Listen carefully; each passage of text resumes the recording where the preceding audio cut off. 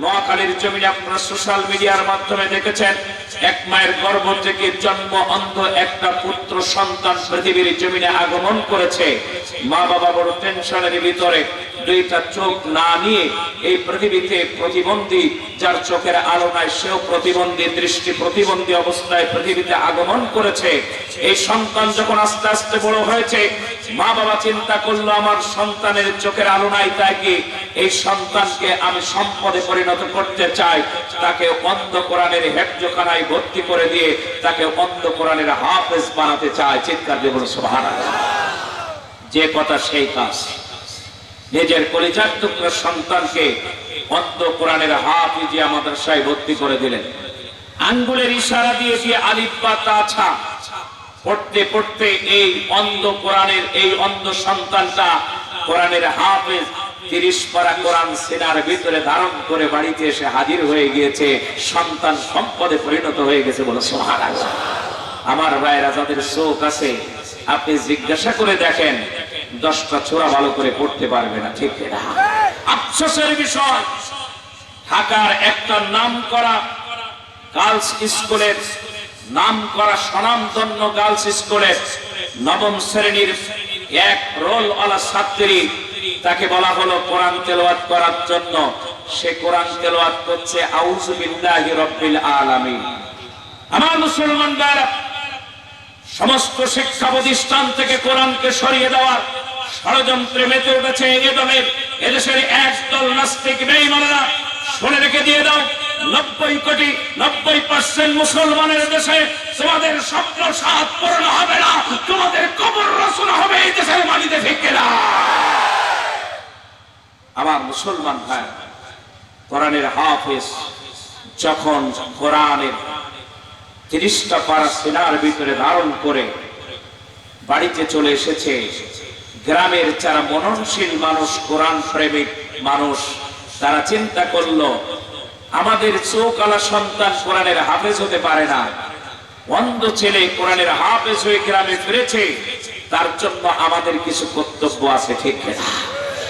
একে দিয়ে এমন একটা কাজ করাতে হবে যে কাজটা সবচেয়ে আল্লাহর কাছে সম্মানিত, মর্যাদা সম্পন্ন।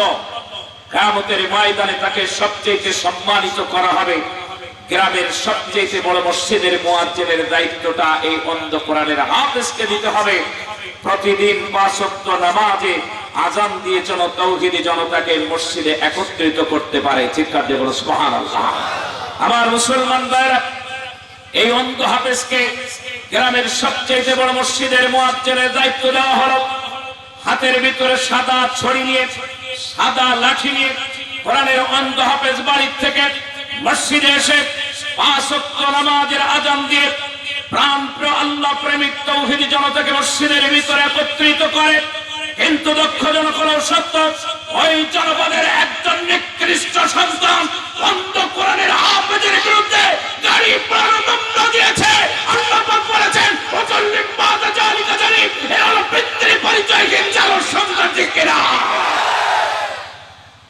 এদের শরীরের ভিতরে বৈধ বাবার কোন রক্ত প্রবাহিত হতে পারে না, ঠিক কিনা? আমার মুসলমান ভাইরা, কথাটা এরকমই। এলাকার একজন সর্বশ্রেষ্ঠ ধনী মানুষ অসুস্থ হয়েছে, প্রচন্ড অর্থ সম্পদের মালিক, সেও অসুস্থ হতে পারে কিনা? জোরে বলেন, পারে কিনা? অসুস্থ হয়ে গেল। ডাক্তারের কাছে যখন গিয়েছেন, ডাক্তার তাকে পরীক্ষা নিরীক্ষা করে বললেন আপনার শরীরের ভিতরে রক্ত উৎপাদন হচ্ছে না, এখনই এই মুহূর্তে আপনাকে শরীরের ভিতরে 2 ব্যাগ ব্লাড দিতে হবে। কয় ব্যাগ? একটু আওয়াজ দিয়ে বলেন, কয় ব্যাগ? 2 ব্যাগ। কিন্তু তানার যে ব্লাডের গ্রুপ ছিল অত্যন্ত রিয়ার গ্রুপ, এটা ছিল ও নেগেটিভ। এই ও নেগেটিভ রক্ত খুঁজে পাওয়া যায় না, অত্যন্ত রিয়ার। তার যে সমস্ত ভক্তবৃন্দ ছিল তাদের বলল তাড়াতাড়ি যাও 2 ব্যাগ ও নেগেটিভ রক্ত খুঁজে আনো। কিন্তু রক্ত খুঁজে পাওয়া যাচ্ছে না, ব্লাড খুঁজে পাওয়া যাচ্ছে না। চতুর্দিকে তারা হন্যে হয়ে ঘুরতেছে। যার কাছে যায় সে বলছে আমি 1 সপ্তাহ আগে দিয়েছি ব্লাড, এখন দিতে পারবো না। আমি 15 দিন আগে দিয়েছি, এখন দিতে পারবো না। আমি 1 মাস আগে দিয়েছি, আমি দিতে পারবো না। অবশেষে জানা গেল ওই এলাকার একজন হাড়কিপ্টা মানুষ আছে, যার রসগোল্লা খাইতে মন চাইলে 25 পয়সা দিয়ে একটা লজেন্স কিনে মুখের ভিতরে ঢোকায়া ওই রসগোল্লার দিকে তাকায় আর লজেন্স চষে আর নিজের মনকে বলে মনে কর তুই রসগোল্লা খাচ্ছিস। এরকম মাল আছে কিনা সমাজে? আমার ভাইরা, আর কিপটা যারে বলে, এই ব্যক্তির বিরাট হলো নেগেটিভ। যখন এরা জেনেছে যে ওরে খপাত করে ধরে ফেলেছে, ওই হারকিপটা বলছে ভাই আমার ধরলে কেন, আমি তো কোনো অপরাধ করি নাই। বলছে অপরাধ তোর শরীরের বিরাট হলো ও নেগেটিভ, যে কারণে তোর শরীর থেকে রক্ত নেওয়া হবে। বলছে দুনিয়ায় আর লোক খুঁজে পেলে না, না খেয়ে আমার গোশত আর চামড়া হাড়ের সাথে লেগে গেছে, আমার গায়ে কি রক্ত আসে না? বলে যা আছে তাই নিয়ে নেবো, তোর গায়ের ভিতর থেকে আর রক্ত থাকার দরকার নাই, সব রক্ত নিয়ে নেবো। বানরে পার হাত আর ওরে নিয়ে চল, এক্ষুনি হসপিটালে 2 ব্যাগ রক্ত নিতে হবে। বলছে ভাই আমার কাছ থেকে যদি 2 ব্যাগ নাও তো আমি তো বাঁচবো না। তোর বাঁচি থাকার দরকার নাই। হসপিটালে যাওয়ার পরে শরীর থেকে 2 ব্যাগ রক্ত নেওয়া হলো। জিজ্ঞাসা করছেন ধনী মানুষটা, এরে কোথায় পাইছো? বলে কোথাও পাই নাই, শুধু এরে পাইছি। বলছে এর মতো হারকিপটা আর নাই, কোথাও রক্ত খুঁজে পাওয়া যাচ্ছে না। বলছে এত রিয়ার রক্ত এর কাছ থেকে যখন নেওয়া হলো, এর একটা ভালো মতো পুরস্কার দেওয়ার প্রয়োজন, এজন্য আমার ব্যাংকের চেকটা কই তাড়াতাড়ি নিয়ে আস। ব্যাংকের চেক আনার পরে ওই ধনী মানুষটা চেকের ভিতরে লিখলো 2 ব্যাগ রক্ত বাবদ তোমাকে 2 লক্ষ টাকা মাত্র দেওয়া হলো। ওই হারকিপটার হাতে যখন চেক দেওয়া হয়েছে 2 ব্যাগের দাম 2 লাখ টাকা, হারকিপটা বলছে ভাই রক্ত আর লাগবে নাকি? যদি লাগে আপনি নিয়ে নেন, 1 ব্যাগে 1 লাখ, তার মানে আমার শরীরে আর রক্ত থাকার দরকার নেই, যা লাগে সব নিয়ে নেয়। আমার মুসলমান ভাই বলছে আজকে আর লাগবে না, আবার লাগলে তোমাকে তালাশ করা হবে। বলছে খবরদার আমাকে ছাড়া কাউরে যেন ডাকো না, কারণ 1 ব্যাগে 1 লাখ অত সহজ না, ঠিক না?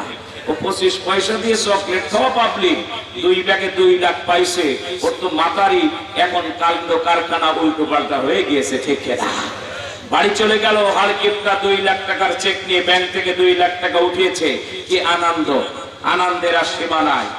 3 মাস পরে এই ধনী মানুষটা আবার এসেছে ডাক্তারের কাছে চেক আপ করাইতে।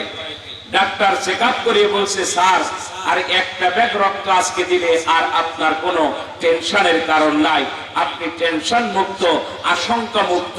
তখন ওই ব্যক্তি ধনী মানুষটা বলছে হারকিপটারে খবর দেন। হারকিপটা যখন জমির ভিতরে ধান গাড়তেছে, হাতের ভিতরে কাদা, পায়ের ভিতরে কাদা, যে অবস্থায় বলেছে ওর হাতটা দই নাই, ওই অবস্থায় দৌড়েছে।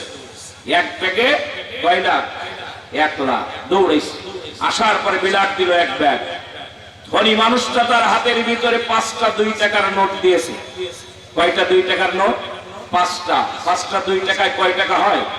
10 টাকা। তার ভিতরে 3টা মার্কেটে চলবে না এমন মাল দিয়েছে।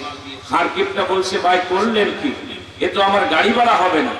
গতদিন 1 ব্যাগে 1 লাখ আর আজকের 1 ব্যাগে 10 টাকা, তাও 3টা চলবে না। ধনী মানুষটা বলছে হারামজাদা, তোর রক্ত আমার শরীরে ঢোকানোর আগে আমার দিলটা ছিল এরকম বড়, যত মানুষ বিপদে আপদে পড়েছে আমার কাছে এসেছে, আমি তাদেরকে সহযোগিতা করেছি, কলিজা উজাড় করে দিয়ে। তোর মতন হারামজাদা হারকিপটার রক্ত আমার শরীরে ঢোকার পর থেকে আমার কলিজা তোর চাইতে আরো হারকিপ্ত হয়ে গেছে। শুনে রেখে দিলাম, কোরআনের যারা আজকের বাধা প্রদান করে, কোরআনের পাখীদেরকে যারা আজকের হত্যার জন্য ষড়যন্ত্র করে, এদের শরীরের ভিতরে আবু জেহেল, আবু লাহাব, উতবা, শাইবা, মুগীরা, এদের রক্ত প্রবাহিত, ভালো রক্ত এদের শরীরের ভিতরে প্রবাহিত হতে পারে না, ঠিক কিনা?